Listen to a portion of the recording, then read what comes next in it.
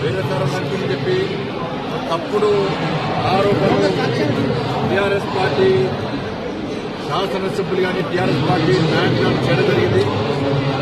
దీనిలో భారతీయ జనతా పార్టీ నాయకులకు ఎలాంటి సంబంధం లేదు, అటువంటి ఆలోచన లేదు అన్న విషయంలో జరిగింది. ఎస్పీ నరసింహస్వామి వారు మా ఇళ్ల వరకు పవిత్రమైన ప్రాంతము, ఈ ప్రాంతానికి వచ్చి నేను తడి బట్టలతో అది వాస్తవం కాదు, తప్పుడు ఆరోపణ చెప్పి స్వామి వారి ముందు నేను శపథం చేస్తా అని చెప్పి ప్రమాణం చేస్తా అని చెప్పి రావడం జరిగింది. రాష్ట్ర ముఖ్యమంత్రి గారు కూడా రావడం జరిగింది. రాష్ట్ర ముఖ్యమంత్రి గారు వచ్చి రాగారు, రాష్ట్ర ముఖ్యమంత్రి గారు రాలేదు.